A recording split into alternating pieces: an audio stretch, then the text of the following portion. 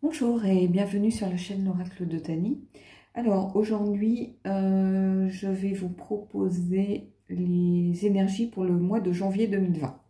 Je le fais pas souvent parce que certaines de mes collègues font ça beaucoup mieux que moi. Mais je sais pas, j'avais envie de changer un petit peu, de proposer autre chose. Donc voilà, on va essayer, on va voir ce que ça donne. Alors pour ça, j'ai l'oracle des fées de Lucy Cavendish. J'ai l'oracle d'Aradia de Stécie de Marco. Et j'ai les portes de l'intuition que vous ne voyez pas mais qui sont là. Et on va voir ce qui se passe. Alors, je vais commencer par une carte de l'oracle des fées. Je ne vais pas faire un tirage par semaine ou par... Alors, j'ai une carte de tombée. Excusez-moi. Voilà.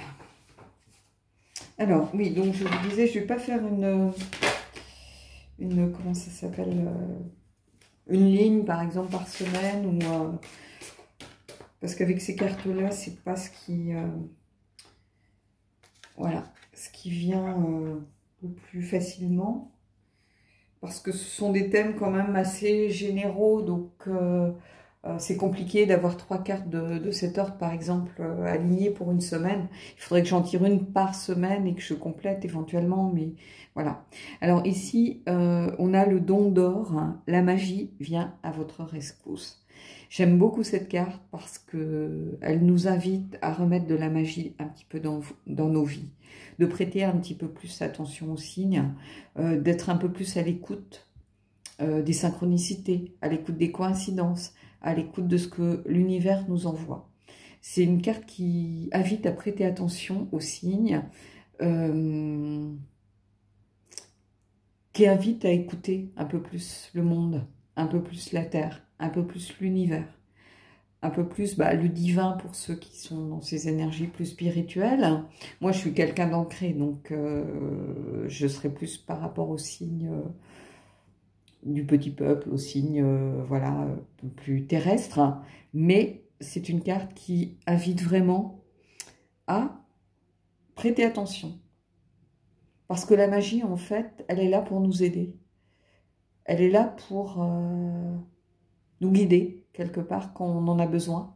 Hein. Elle ne le fait pas de façon visible, forcément. Elle le fait de façon souvent détournée, souvent invisible, souvent par des petites choses, des petits détails qui nous remettent souvent sur la voie. Parce que la voie, quelquefois, on fait un pas de côté.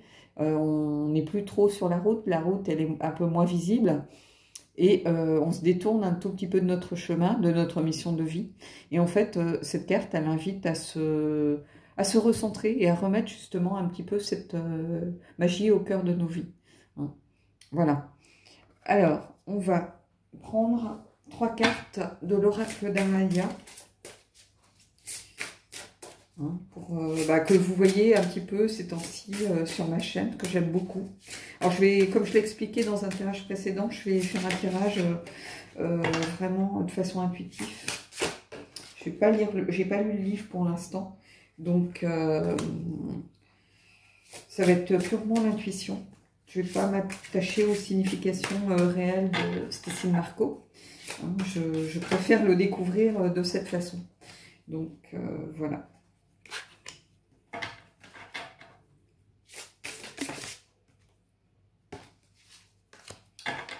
Alors, qu'est-ce que ça nous dit? Alors, ici, j'ai les rêves. Donc, vous voyez, quand je vous disais de prêter un peu plus attention à la part magique du monde. Hein. Cette carte, elle vient mettre l'accent sur les rêves. Les rêves, c'est une partie de notre magie aussi. Hein. Les rêves nous envoient souvent des messages, nous envoient souvent des signes. Alors, on n'y prête pas forcément attention. Moi, ça m'arrive de plus en plus de mettre un petit cahier, par exemple, sur ma table de nuit et de noter mes rêves pour m'en souvenir. Parce que quelquefois, on ne s'en souvient pas. Des fois, je sors d'un rêve qui a été d'une clarté pas possible. J'ouvre un œil, je ne me souviens même plus de quoi ça parlait. Donc, en fait, cette carte, elle est en lien avec la première carte, en réalité. puisque les rêves, c'est aussi une part de magie que l'on a en nous. C'est une sorte de monde parallèle où l'univers nous envoie des signes. Et voilà, tout simplement. Donc, moi, je vous invite à prêter attention à vos rêves, aux signes que vous voyez en rêve, aux personnes que vous rencontrez dans vos rêves, par exemple. Hein. Alors, ici, qu'est-ce que l'on a? Oh, regardez cette magnifique carte, la réconciliation. Regardez comme cette carte est belle. Alors, la réconciliation, c'est l'une des choses les plus belles avec la guérison, avec le pardon. La réconciliation, c'est retrouver quelqu'un. Alors, ça peut être la réconciliation avec soi-même aussi, hein, quand on est dans la culpabilité par rapport à nos actes passés, par rapport à des choses que l'on a faites et on savait très bien en les faisant que c'était pas juste, qu'elles n'étaient pas... c'était pas des choses pures et pleines de bonté. Et cette carte de la réconciliation, elle vous invite, oui, à vous réconcilier peut-être avec des gens que vous avez laissés sur le côté, ou des gens qui vous ont blessé, ou à pardonner. Mais elle vous invite aussi à vous pardonner à vous-même si vous êtes dans la culpabilité pour quelque chose. Elle vous invite à pardonner aux autres, bien évidemment, et à travers justement cette réconciliation, à trouver la guérison. C'est une très belle carte, hein, qui est aussi en lien avec toutes ces énergies du mois de janvier. Le mois de janvier, c'est un mois qui appelle peut-être au renouveau, à poser des intentions à l'univers. C'est une nouvelle année qui commence. Et là, on a vraiment 3 belles cartes. Moi, des cartes qui me plaisent beaucoup. Donc, on va découvrir la 4e carte. Et regardez, l'union. Alors, bien sûr, on pense à l'union avec son amoureux, l'union avec les personnes que l'on aime, mais ça peut être aussi, comment je pourrais dire ça? L'union avec son enfant intérieur, ça peut être l'union avec son passé, ça peut être l'union avec ses ancêtres, ça peut être l'union vraiment au sens le plus large du terme ici. Hein. C'est deux mains qui se rejoignent, deux mains qui se tiennent, c'est aussi l'union par rapport à la réconciliation. L'union, c'est quelque chose qui est très fort ici, qui invite au partage. L'union, c'est aussi le partage. Et janvier, c'est cette nouvelle année qui débute. Peut-être que c'est un signe, justement, on en revient au signe, qui nous invite pour cette nouvelle année à être plus dans le partage, prêter plus attention aux autres, plus attention à ceux qu'on laisse, peut-être sur le bord de la route. Donc voilà, écoutez, vous voyez l'oracle d'Aradia, moi j'apprends vraiment à le découvrir et je trouve que c'est un oracle qui est très pertinent, j'arrive à m'y connecter assez facilement. Pour l'instant, je n'ai pas vraiment lu le livre, j'ai fait ce choix d'être plutôt dans l'interprétation et vraiment c'est un oracle que j'aime beaucoup. J'espère que vous l'aimez autant que moi parce que c'est un oracle vraiment que j'aime beaucoup, qui est plein de surprises, comme vous pouvez vous en rendre compte, et moi qui me parle beaucoup. Donc là, on va tirer une carte des portes de l'intuition pour terminer. Alors pareil, je vais prendre une carte vraiment au hasard. Hop. Et on a le miroir. Votre vie est un miroir formidable qui vous montre là où vous en êtes.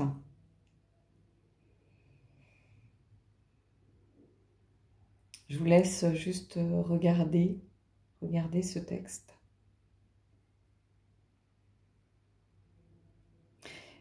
C'est un peu le miroir de l'âme, c'est-à-dire que quelquefois il est bon de se confronter à soi-même, tout simplement, à regarder la vérité en face, regarder ses vérités, sa propre vérité, regarder où on en est sur notre chemin de vie, tout simplement. Est-ce qu'on est sorti de la route? Est-ce qu'on est toujours sur le bon chemin? Est-ce que ce que l'on fait est aligné avec ce que l'on est? Voilà, beaucoup de questions que ce mois de janvier vous invite peut-être à méditer, de quoi réfléchir en tout cas avec toutes ces cartes. Vraiment, j'ai adoré ce tirage. Voilà, j'espère qu'il vous aura plu autant qu'il m'a plu. On va tirer une petite question, comme à notre habitude. Voilà.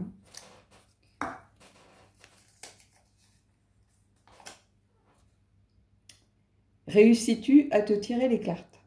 Alors oui. Je me tire les cartes, pas pour voir mon avenir, plutôt pour conforter des choix que je fais. Ça m'est arrivé d'être, par exemple, je vous donne un exemple, j'étais entre deux relations. Et puis, bizarrement, je tire la carte du choix. Ce qui est avec je crois que c'était avec le Marielle, il me semble. Et puis après, je tire le 2 de coupe. Donc, je me dis, c'est ça, moque-toi de moi. Et après, je tire... comment, une carte que j'adore, le 10 d'épée. Dans le Marial, c'est cette espèce de guerrière à cheval, un peu badass. Voilà. Et des fois, j'ai l'impression que ça me donne un petit coup de pied aux fesses en me disant, bah écoute, oui, ta relation est compliquée, oui, tu as des choix à faire, oui, c'est pas facile en ce moment. Bah écoute, bats-toi, tout simplement. Si tu veux réussir ton couple, si tu veux réussir ta relation, bah, il faut peut-être que tu enfourches ton cheval blanc, ton destrier, et que tu fonces épée à la main et que tu te battes un peu, voilà, au lieu de subir. Voilà, donc oui, j'arrive à me tirer les cartes en fait. Et pour ça, il faut bizarrement, je me tire les cartes le matin, voilà, c'est plus un rituel qu'autre chose. Mais si je me tire les cartes vraiment pour répondre à une question particulière, il faut qu'il y ait du bruit autour de moi. La télé, une vidéo, enfin peu importe qu'il y ait du bruit, la rue, peu importe. Faut pas que je sois dans le silence. Quand je tire les cartes dans le silence le matin, en fait, je ne demande rien. C'est-à-dire que là, je leur dis, bah, dites-moi ce que vous avez envie de me dire. Aux dragons, je leur dis, bah voilà, qu'est-ce que vous avez envie de me dire aujourd'hui? Aux fées, je leur dis, bah, est-ce que vous avez un message pour moi? Les 3 cartes avec le Mariel, bah, je tire les 3 cartes comme l'a indiqué un petit peu l'auteur dans son livre, c'est-à-dire ce qu'on a à l'intérieur, ce qu'on a à l'extérieur, un conseil. Mais je pose pas de questions. Voilà, si je pose une vraie intention, une vraie question pour moi, il faut qu'il y ait du bruit autour, que ça parasite un peu mon cerveau en fait, que je sois pas focalisée. Et là, souvent, ben, j'ai voilà, le 10 d'épée du Mariel qui sort en mode guerrière. Voilà, et puis, ou si j'ai par exemple l'oracle, comment je pourrais vous dire ça, le Santa Muerte, il va pareil, me sortir un truc avec une pointe d'humour. Voilà, l'oracle Fairies Oracle, bah, c'est pareil, il a un côté un peu espiègle, donc il va me dire quelque chose. Donc à moi d'écouter ou pas écouter, mais bon, en général, quand j'écoute pas, ça me retombe dessus. Donc voilà. Donc oui, je sais que certains d'entre vous qui tirez les cartes n'y arrivent pas. Moi, je peux tirer les cartes pour moi. Mais je ne leur demande pas, j'ai des intentions, voilà, qui restent, qui sont pour des réponses concrètes, en fait. Parce que sinon, ce que je fais aussi, c'est quand je veux travailler sur moi-même, sur ma part d'ombre. Là, je tire une carte du tarot des vampires. Voilà, je vais travailler cette carte pendant une semaine, pendant 2 semaines. Enfin, peu importe le temps que ça va me prendre, mais je vais rester sur cette carte. Mais là, c'est complètement différent. C'est pas vrai, c'est un tirage vraiment de travail. C'est pas un tirage entre guillemets ou divinatoire ou juste pour me conforter dans mes choix ou répondre à mes questions, en fait. Voilà. Bon, bah écoutez, j'espère que ces énergies du mois de janvier vous auront plu et je vous dis à bientôt pour un prochain tirage.